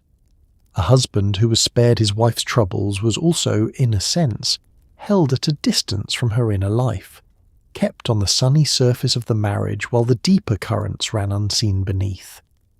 He knew the pleasant, steady, capable version of his wife, the one who handled things and did not complain, and he might have gone years without ever truly knowing the anxious, tired, lonely woman underneath. Intimacy is built in part out of shared trouble, and a wife who could never share her trouble was a wife who could never be fully known. It would be wrong, though, to see in this only a sad thing, only a burden and a loss. For the swallowing of worry was also in its way a great and genuine strength, and the women who practiced it were strong in a fashion the world too rarely honoured. To carry a heavy thing quietly, to keep your own counsel, to steady a whole household by refusing to add your fears to its weather, this took a real fortitude, a spine of quiet iron beneath the soft exterior. These were not fragile women, whatever the era's image of femininity suggested. They were women who bore a great deal, alone, and kept walking, and did not break. We ask more of each other now and give more, and understand that troubles shared between partners lighten rather than burden, that a marriage is stronger for knowing both people whole, shadows and all. That is a healthier way and a kinder one. But it is worth pausing to honour the women who did it the old way, who folded their worries small and carried them in silence, and steadied their homes at their own quiet expense. Their strength was real, even when it was lonely, especially when it was lonely. You tuck the day's worry away one more time, small and quiet and out of sight, and you turn your pleasant face to the evening and its needs. No one will know what you're carrying. No one will think to ask. But you carry it, steady and alone, a quiet strength the world never counted, every single day of those years. When he did want to talk, you were expected to listen, to ask about his day and mean it, to follow the twists of office matters you would never see, to laugh in the right places, to be interested and interesting and never, ever dull. The advice columns urged wives to keep up, to read a little, to have something bright to say, but to let him lead the conversation where he wished. It was a delicate art, this listening, and you practiced it every evening across the dinner table, giving your full attention to a day that had not been yours, in a world that rarely stopped to ask about yours in return. The listening began at dinner, most often, when the day's tensions had eased enough for talk, and it was understood to be your part to draw him out, and then to follow wherever he led. How was your day, you asked, and you meant it, or you learned to sound as though you meant it, and then you listened as he told you, the meeting that had gone this way or that, the colleague who had done the maddening thing, the deal that hung in the balance, the boss whose moods ruled them all. You nodded. You asked the right small questions. You gave him the full warm attention of a woman genuinely interested in the world of his work, and it was a world you would never see. This is the quiet strangeness of it. You came to know his office intimately, its politics and its personalities, its rivalries and its rhythms, all second-hand, all through his telling, a whole landscape of people and places you would never once set foot in.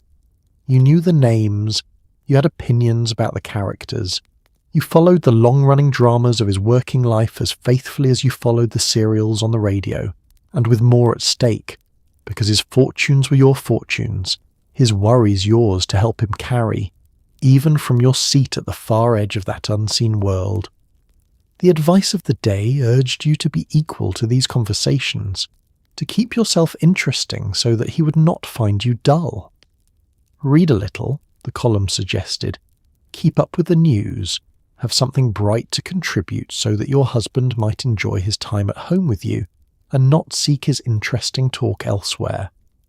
But the same advice, in the same breath, urged you to let him lead, to follow his interests rather than press your own, to be a good listener above all, which is to say, to be interesting enough to hold his attention, but not so forward as to seize the conversation for yourself. It was a narrow path to walk, and you walked it every evening. For the deeper expectation, beneath all the talk of being interesting, was that the conversation would centre on him. His day was the day that got discussed. His work was the work that mattered at the table, that had happened out in the important world, that carried the family's fortunes on its back. Your day, the cooking and the cleaning and the tending and the long, lonely hours, was not generally thought to contain much worth telling, and so it often went untold, or was dispatched in a sentence. Oh, the usual before the talk turned, as it was meant to, back to him. You listened to his world. His world rarely stopped to ask about yours. There is a genuine art in good listening, and it should not be dismissed as nothing, for it is one of the deepest gifts one person can give another. To attend fully to another's words, to follow their meaning and feel their feeling and reflect it warmly back.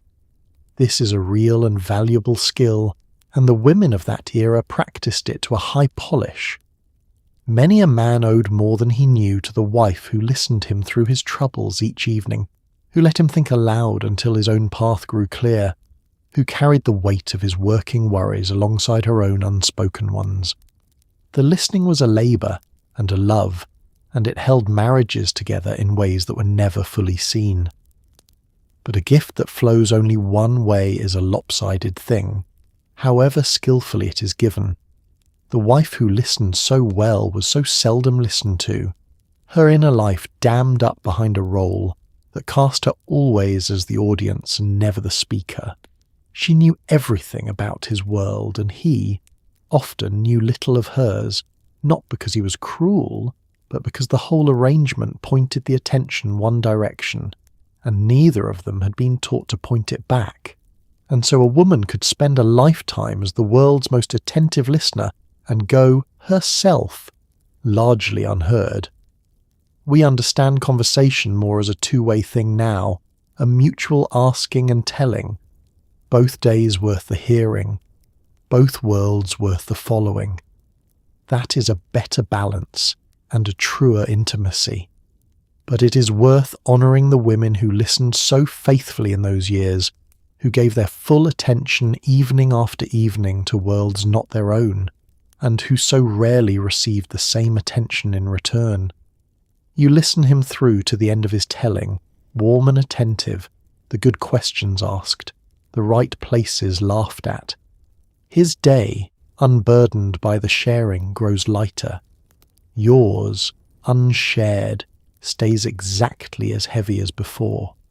But you gave the gift of your listening freely, as you gave so much every single evening of those years.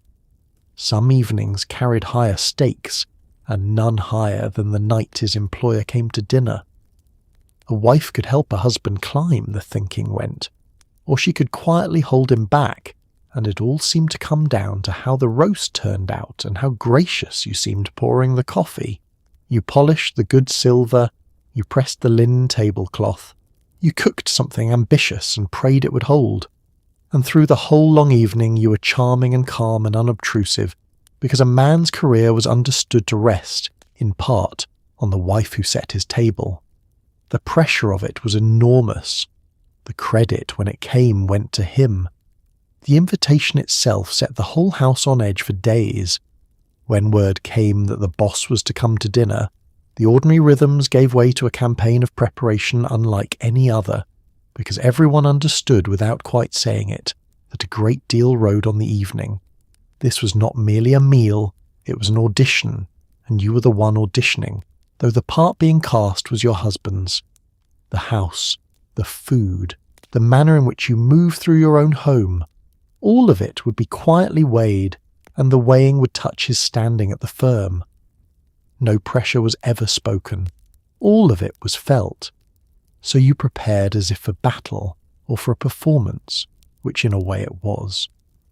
The good silver came out and was polished until it gleamed, each fork and spoon rubbed free of tarnish.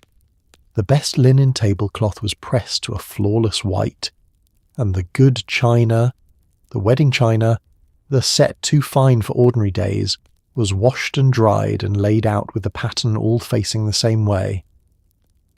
The house was cleaned to a standard beyond even its usual shine. Every surface, every corner, the whole home staged into a picture of gracious, prosperous domestic order. And the food was everything. You chose something ambitious, something finer than your family's usual fare. A roast or a bird done up in a way that would impress, with the side dishes to match and a dessert that would make an occasion of itself. You worried over it for days, planning the timing, fretting over whether it would come out right, knowing that a fallen soufflé or a dry roast might be read, absurdly and unfairly, as a mark against your husband's fitness to rise. You cooked it praying the whole time that it would hold, that this one meal, of all the thousands you had cooked, would not choose tonight to fail you. Then the evening itself, and a new performance layered over the first. The boss arrived, and perhaps his wife, and you became the gracious hostess, warm and calm and welcoming, betraying not a flicker of the anxiety churning beneath. You made pleasant conversation, and drew the guests out and laughed at the boss's jokes, the good ones and the poor ones alike. You served the ambitious dinner with an air of it being no trouble at all, as though you dined this way every night, as though the sweat and the worry of the past 3 days had never happened.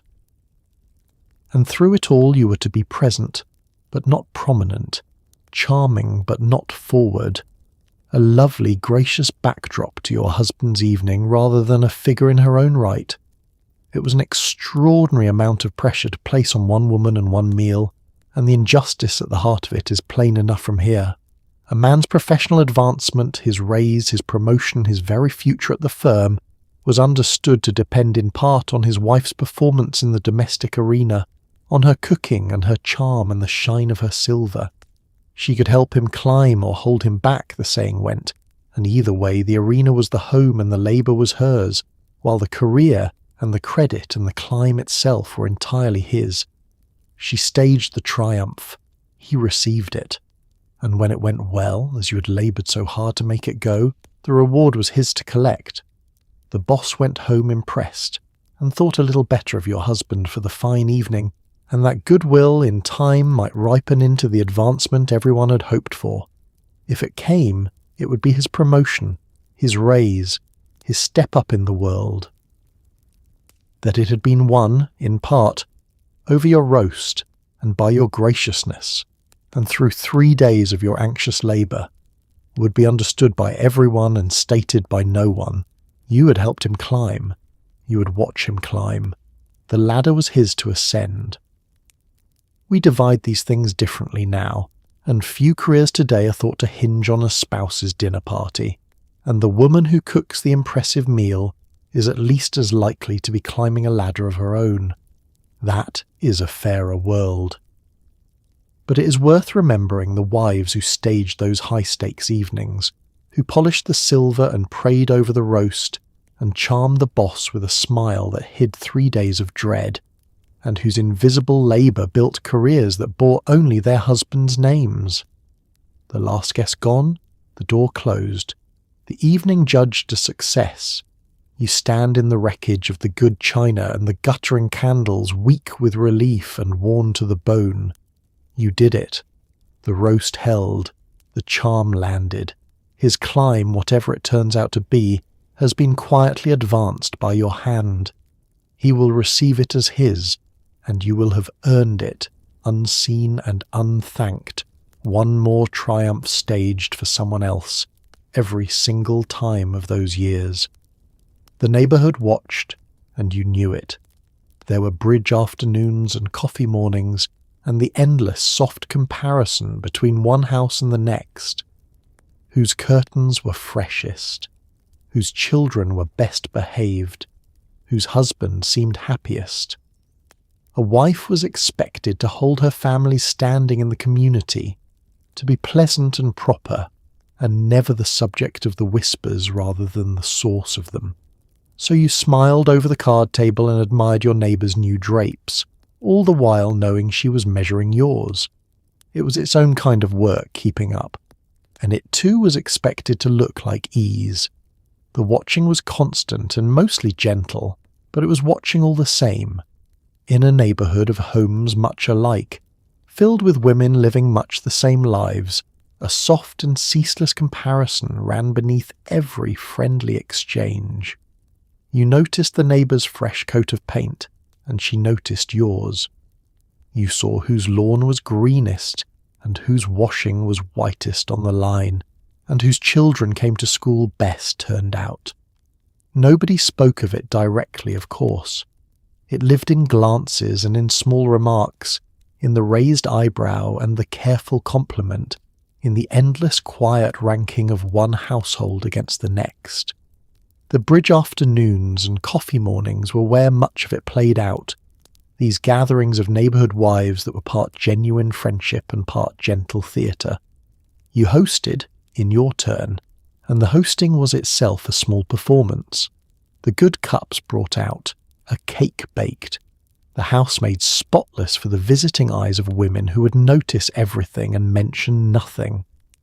And you visited, in your turn, into homes made spotless for you, and you admired the new drapes and the clever arrangement and the well-behaved children, and you meant it mostly, even as some quieter part of you measured it all against your own. The friendships were real, and this matters, and must not be lost beneath the talk of comparison. These women were your daily society, your company in the long domestic hours, the ones who understood your life because they were living it too. You shared recipes and childcare and the small confidences that could be shared. You laughed together over the card table in a way you could laugh nowhere else. In a life that could be deeply lonely, the neighbourhood women were a lifeline, a circle of others who knew, without needing to be told, exactly what your days were made of. The bond among them was genuine and warm and sustaining, but it ran alongside the watching, and the two were forever tangled, friendship and rivalry braided so tightly you could not always tell them apart. The same woman who was your dear friend was also the standard against which you measured yourself, and you against whom she measured herself, and both of you knew it, and neither of you said it. You could sit at her table genuinely fond of her and still note, with a small private pang, that her new curtains were finer than yours, that her cake had risen higher, that her husband had seemed, at the last block party, a shade more pleased with his lot than yours had seemed with his. Affection and comparison side by side at the very same table. For you were understood to be the keeper of your family's reputation in the neighbourhood, and that was a real responsibility quietly carried. A wife could raise her family's standing or lower it by the state of her home and the conduct of her children and her own comportment in company. It fell to you to be pleasant and proper always, to keep the family's private troubles private, to be the source of no scandal and the subject of no whisper. The whispers went around, they always did, and a woman's deepest wish was to be the one telling them rather than the one they were told about.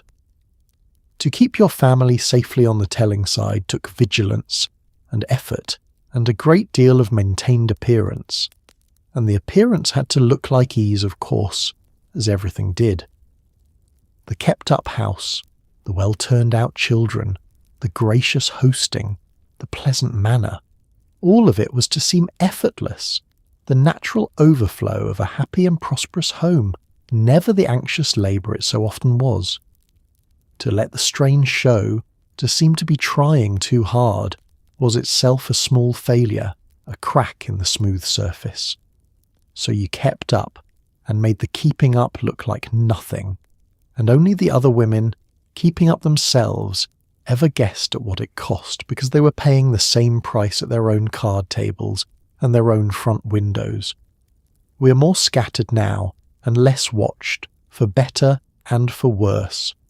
Few of us know our neighbours as those women knew each other, and the ceaseless comparison of curtains and lawns has largely faded, and with it some of the pressure, but also much of the daily companionship those women shared.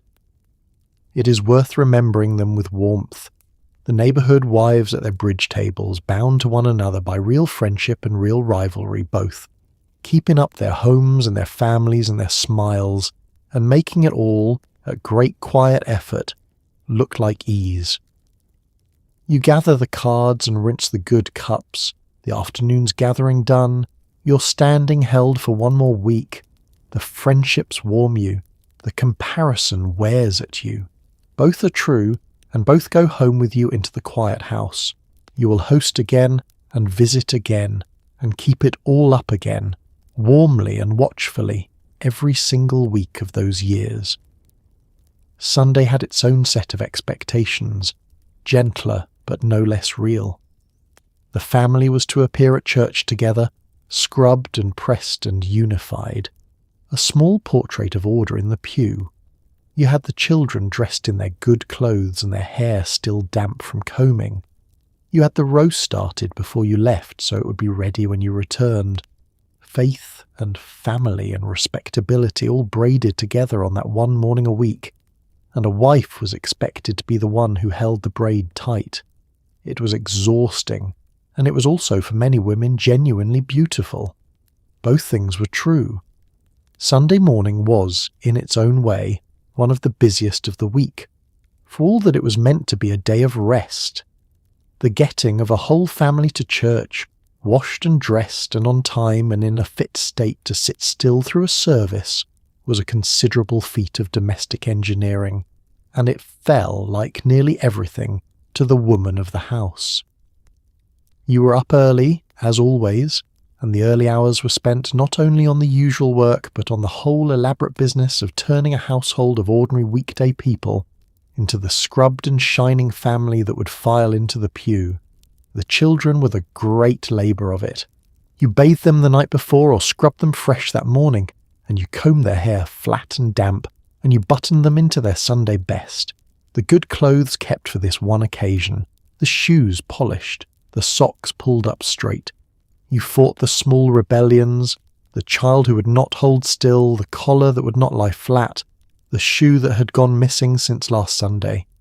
And you did it all against the clock, because church did not wait, and to arrive late and flustered with a straggle of half-dressed children was to fail, publicly, at the very thing Sunday was meant to display. And even as you readied the family, you were readying the dinner, because Sunday dinner was the great meal of the week and it could not be left until you returned. So the roast went into the oven, or was made ready to go in the moment you got home, the vegetables prepared, the whole midday feast set in motion before you had so much as put on your own good dress. You timed it as you timed everything, so that the family would come home from worship to the smell of Sunday dinner nearly done, one more piece of the day's engineering held in your head alongside all the rest, then the church itself and the portrait you had laboured all morning to compose. The family filed into the pew together, scrubbed and pressed and unified, the very image of order and faith and respectability that Sunday was meant to put on display. This mattered in that world more than we might now easily grasp. The family at church was the family presented to the whole community at once, a weekly public accounting of your household standing and virtue, and it fell to you to see that the accounting came out well, that your family appeared as it ought, devout and orderly and whole. You held that braid of faith and family and respectability tight in your two hands, and you held it up for all the town to see. It was exhausting, all of it, the early rising and the wrangling and the dinner set going and the good dress finally donned at the last possible moment. By the time you sank into the pew, you'd already done a half-day's work and the day was far from over. There is a small irony in that. The day of rest being for the woman of the house among the most laborious of the week, the Sabbath's ease enjoyed by everyone in the family except the one who made the ease possible. You rested, if you rested at all, only after the dinner was served and cleared, which was to say, hardly at all. And yet, and this is the other truth that must be held alongside the first, for many women it was genuinely beautiful, and not only a burden. There was the faith itself, real and sustaining, a well of meaning and comfort that the week's labours could not touch. There was the beauty of the service, the music and the words and the quiet, the 1 hour of the week when a woman might sit still in a peaceful place and let something larger hold her. There was the family gathered whole in the pew, and the community gathered whole in the church, and a sense of belonging to something enduring. The exhaustion was real, so was the grace. They lived in the same Sunday morning, side by side. We keep the Sabbath more loosely now, most of us, and fewer families file into a pew together on a Sunday morning, and the great weekly labour of the church-going family has eased for the women who once bore it. Something has been lost in that, perhaps, some rhythm and some belonging, along with the burden. It is worth remembering with tenderness the woman who rose early and readied everyone and started the roast, and put on her own good dress last of all, and who then sat down in the pew, tired to the bone, and found there, if she was fortunate, a beauty that made the whole hard morning worth it. The service ends, and the family files out into the Sunday light, whole and pressed and accounted for, the portrait complete for one more week. Home waits, and the roast, and the great dinner still to serve. But for this 1 hour you have sat still in a peaceful place. You held the braid tight, faith and family both, and you will hold it again, exhausted and uplifted at once, every single Sunday of those years. A wife married into more than a man. She married into his mother, his sisters, his whole tangle of family, and she was expected to keep the peace among all of them. You wrote the thank you notes and remembered the birthdays and hosted the holiday dinners that no one else offered to host.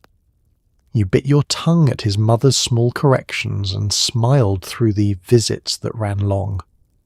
Keeping the family close and the resentments quiet was understood to be your work, a kind of invisible diplomacy conducted over pot roast and coffee cake, and it went on year after year, mostly unthanked.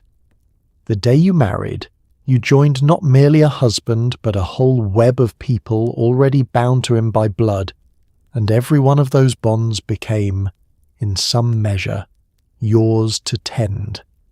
His mother, who had raised him and had opinions about how he ought to be cared for still. His sisters, with their own households and their own claims on family occasions. The aunts and cousins and grandparents, the whole extended clan, all of them now your relations too, all of them now part of the quiet daily work of belonging to a family. You had married a man. You had also, without quite realizing it, taken on the keeping of his kin. The work of it was constant and largely invisible, the small ceaseless maintenance that holds a family together across distance and time. The thank you notes written promptly in your best hand after every gift and every visit. The birthdays remembered, every one of them, the cards sent, the small presents chosen and wrapped and mailed, the holiday dinners hosted because someone had to host them and it was rarely offered by anyone else, the great gatherings of the clan that fell to you to feed and seat and clean up after. This was the labour of family cohesion, and it was assigned, silently and completely, to the wives. His mother was often the delicate centre of it. The relationship between a wife and her husband's mother has been a tender one since the beginning of marriage, and it was no less so in those years, freighted with the particular difficulty of two women who both, in their different ways, loved and tended the same man. She had her ways of doing things, learned over the decades she had kept her own house, and she was not always shy about sharing them. The gentle correction about how you had roasted the chicken, the small remark about the state of the curtains, the suggestion, ever so lightly offered, that her son might prefer his shirts done another way, and you bit your tongue. That was the expectation, and mostly you met it, swallowing the retort, absorbing the correction, keeping the peace at your own quiet expense. To answer back, to let the friction show, to allow a rift open between yourself and your husband's mother, was understood to be a failure of your diplomatic office, a crack in the family harmony it was your job to maintain. So you smiled and thanked her for the advice you'd not asked for, and did things your own way once she'd gone home and said nothing to anyone about the small daily cost of all that biting of the tongue. The visits too were yours to weather, the ones that ran long past their welcome, the relations who settled into your front room for an afternoon or a week, and had to be fed and entertained and made comfortable throughout. You were the hostess, always, no matter whose family had come, and the hosting fell to you regardless of whether these were your people or his. You cooked for them, and made up the guest bed, and kept the conversation pleasant and the coffee cake coming, and you did it graciously, and you did it whether you had the strength for it that week or not. There is a name for this now that did not exist then. Kinwork, the scholars call it. The labour of maintaining family relationships, and study after study has found that it falls, overwhelmingly, to women, then as now. The remembering and the note-writing and the gift-choosing and the gathering hosting, the whole vast invisible effort of keeping a family feeling like a family, has long been women's work, uncounted and unpaid and largely unremarked. Your husband's family stayed close and warm across the years in no small part because you did the tending that kept it so. He received the closeness. You did the keeping. It was diplomacy, truly, of a high and difficult order, conducted not in embassies but over pot roast and coffee cake, at holiday tables and on long Sunday afternoons. To hold a large family in some kind of peace, to manage its rivalries and soothe its slights, and keep its members fond of one another across all the ordinary friction of shared blood, took a skill and a patience that any statesman might have envied. You brokered the quiet pieces, you smoothed the ruffled feelings, you kept the resentments from hardening into rifts year after year, mostly alone and almost entirely without thanks. We share this labour a little more evenly now, and a husband today is at least sometimes expected to remember his own mother's birthday and tend his own side of the family. That is a fairer arrangement. But it is worth honouring the women who did it all in those years, the great invisible diplomacy of kin-keeping, the tongues bitten and the notes written and the long visits weathered with grace. Families held together on the strength of that work, and the women who did it asked for nothing and mostly received exactly that. You write the last thank you note and seal it, one more small act of keeping in a lifetime of them, the family held close for another season by your patient hand. His mother is placated, the visits are weathered, the birthdays are remembered, every one. No one will thank you for the peace you keep, but you keep it anyway, tongue-bitten and coffee cake served, one more act of quiet diplomacy, every single year of those years. His dreams were the ones the household organised itself around. If he wanted the promotion, you made the home that freed him to chase it. If he studied at night, you kept the children quiet so he could think. A good wife was expected to be the steady ground beneath a man's ambition, the one who believed in him out loud and doubted him never, at least not where he could hear. Your own ambitions, if you still had them, were expected to fit into the corners of his, and so you cheered him on, and meant it, and set aside the quiet question of what you might have chased had the chasing been yours to do. The whole household bent itself quietly and completely toward his advancement in the world. His was the career that mattered, the one that carried the family's fortunes and its future, and so his was the ambition around which everything else arranged itself. When he set his sights on something, a promotion, a new position, a degree earned at night, the home reorganized itself in service of the goal, and the reorganizing was your work to do. You cleared the path, you freed his hours, you made the conditions in which a man might strive, so that the striving itself could be all he had to think about. If he studied in the evenings, working towards some credential that might lift the family higher, then you kept the house silent around him. You hushed the children and drew them away to the far rooms and gave him the quiet corner and the good lamp and the undisturbed hours he needed to bend over his books. You brought him his coffee and slipped away without a word. You took on, alone, the evening work of the household that his studying left no time for. The children's baths and bedtimes managed single-handedly so that he might not be interrupted. His effort was protected. The protecting was yours. And you believed in him, out loud and without wavering, because that too was your office. A wife was to be her husband's steadier supporter, the one who never doubted, or who at least never let the doubt be seen or heard. When his confidence flagged, you propped it up. When a setback came, you assured him of his eventual triumph. When he wondered aloud whether he was equal to the thing he was attempting, you told him, with certainty, that he was, whatever your private assessment might have been. You were the reservoir of faith he drew on when his own ran low, and you kept that reservoir full at your own expense, giving belief outward faster than anyone thought to pour it back in.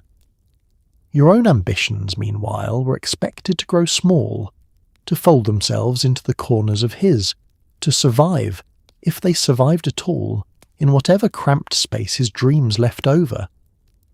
Perhaps you had once had ambitions of your own, real ones, a talent you meant to develop, or a calling you meant to answer, or a picture of some life in which you too chased and strove and built.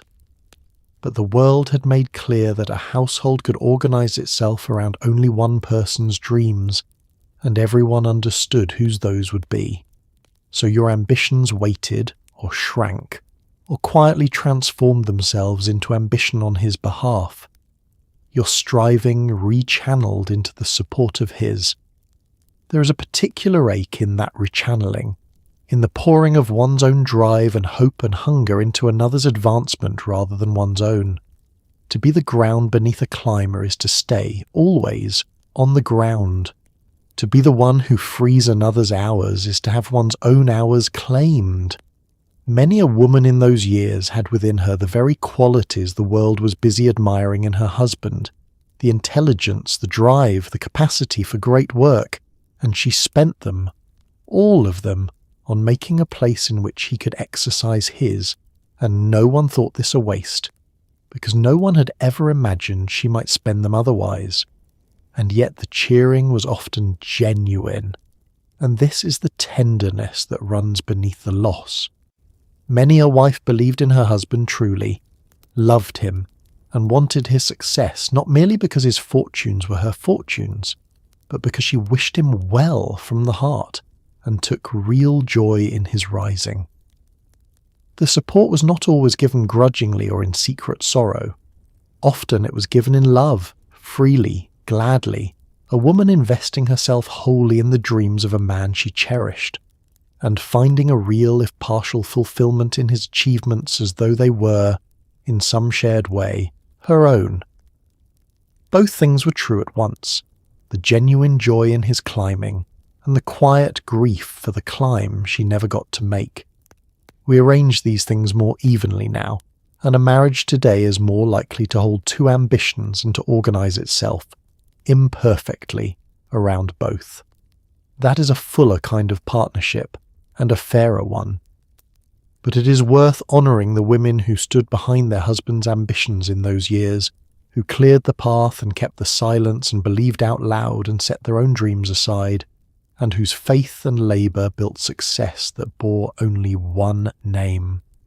You watch him bent over his books in the lamplit quiet you've made, chasing the future you have freedom to chase, and you feel it. the genuine hope for him and the quiet ache for yourself, side by side in the same full heart. His climb goes on, your own weights folded away with so much else, but you gave him your faith and your silence and your set-aside dreams, freely and at great cost both, every single day of those years. And so we come to the end of the day and the end of our little journey back into it. We have walked all the way through, you and I, from that first dark rise before the alarm to the last quiet moment when the house finally went still. We watched the coffee go on and the eggs come to the plate. We saw the wave from the porch, the wash on the line, the iron sliding along a collar, the dinner time to the sound of a car in the drive. We saw a whole life held together by 1,000 small acts of care, most of them unseen, nearly all of them unthanked. Let us honour, for a moment, the women who actually lived it. They rose in the dark and made the warmth. They kept the haven, folded away their own worries, and set aside dreams they rarely spoke of, and they did it, so much of the time, out of a love past all reckoning. They did not think of themselves as remarkable. They were just living, the way people always have, tending the ones they loved and holding a life together with their own two hands. Maybe there is something small to carry forward from all of this. Not the hard parts, not the impossible standards, but the care, the noticing, the warming of the cup before you pour, the pause at the door to watch someone go, the willingness to make a moment gentle for someone who needs it. So tonight, as you settle deeper and let your own day fall away, let that be the last thought. Somewhere, in a warm kitchen long ago, someone was quietly holding a life together out of love. And that was enough. That has always been enough. Rest now. You're warm, you're safe, and the day is finally gently done. Good night.